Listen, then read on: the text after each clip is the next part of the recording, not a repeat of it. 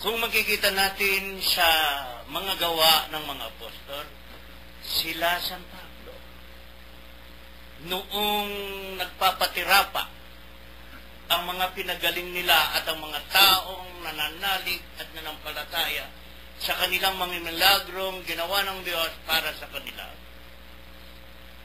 ay itinatayo nila. Huwag mo akong yukurin. Huwag mo akong sambahin. Pero dito, hindi ginawag ng Panginoon Jesus. Dahil siya'y tunay na Diyos. Ngayon, dito sa tanong mo, Kuya Min, sa pangyayaring yung nagbubulag-bulagan, marami ka mo, totoo yan eh. Kung titingnan mo, itong mga taong ito, mga pariseyong tumutuligsan ito sa Panginoon, yung kanilang nalalaman, yung kanilang nababasa, hindi nila naisa sa katuparan. Kaya sabi niya, kung kayo ay nakakakita, mananatili ang inyong kasalanan. Bakit? Kasi nakakakita sila ng mga tao na dapat tulungan ay hindi nila tinutulungan. Ito ang tunay. Kaya ipinahihiwatig ng Panginoon na ang mga marurunong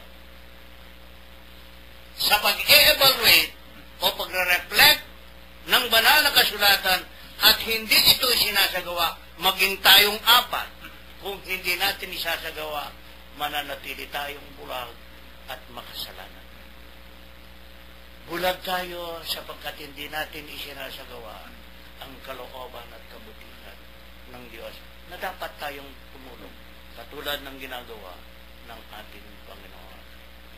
Kaya itong mga pariseyong ito, dahil silang binigyan ng karapatan upang mag-evaluate at mag-reflect at magsalita tungkol sa Diyos, sa kanyang mga salita, ay hindi nila isinasagawa ang tunay na kahulugan ng kanilang itinuturo. Kaya kahit ikaw ay pare, kung hindi mo rin gagawin yung nararapat mong dapat gawin, lalo't higit sa pangunawa sa mga nagkukulang,